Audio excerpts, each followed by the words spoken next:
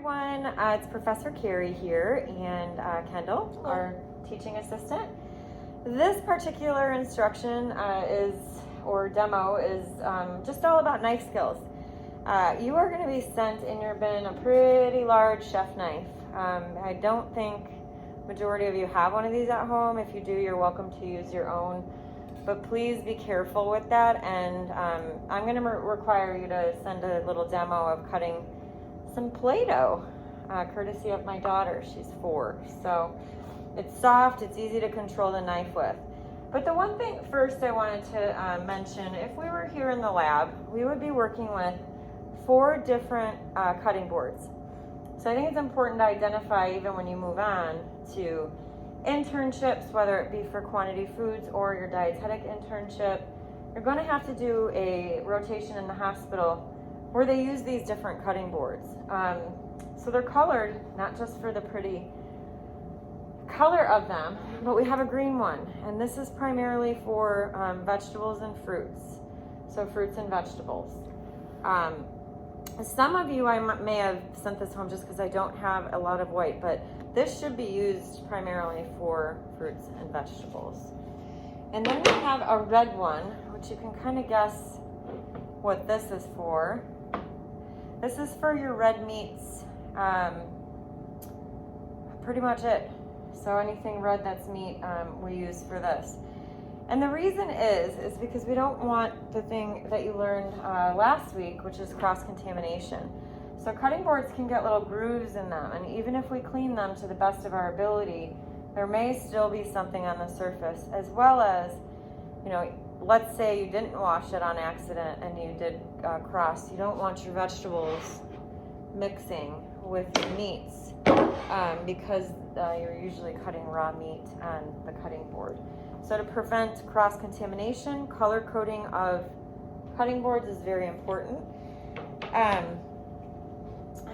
We'll go to, so your white is for things like breads, pasta, other things that you would cut that wouldn't typically create any cross-contamination. So as you learn none of your TCS foods would be placed on a white cutting board. I know we all have white probably at home because you can only find these colored cutting boards in places like Restaurant Depot or different restaurant supply stores. So just be careful when you're using your personal ones. And then there's yellow. It's very large, but this is for your poultry, fish,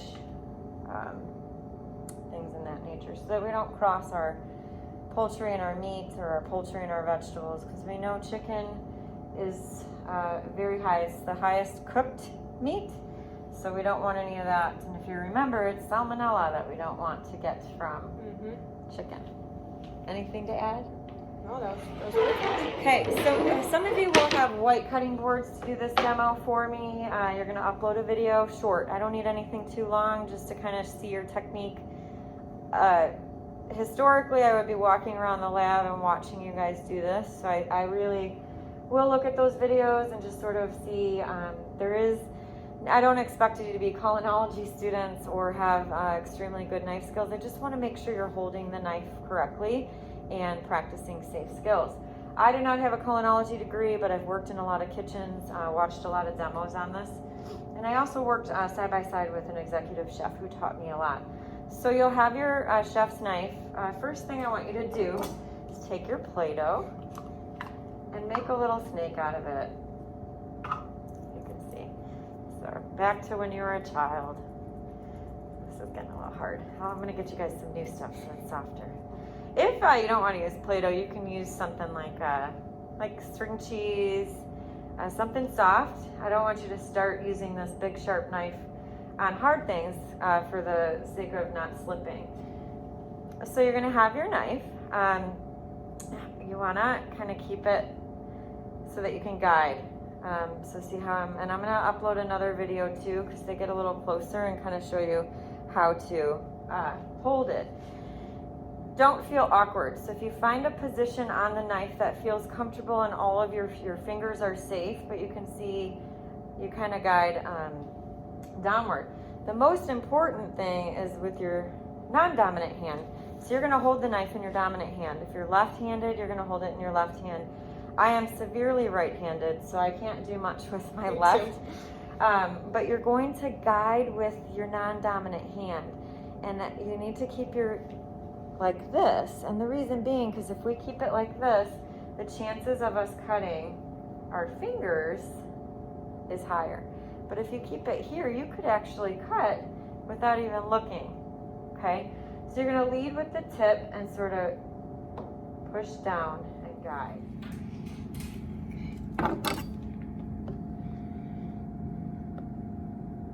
And then just sort of guide through. But see how my knuckles are up against the knife so that there's no way my fingers can slip.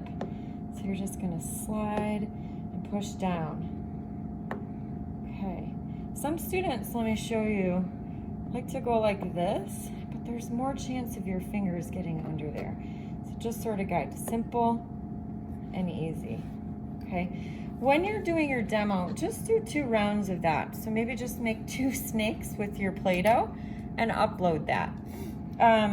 Again, I'm not gonna be too critical on this. I may just make some comments as, you know, try that again, watch your fingers.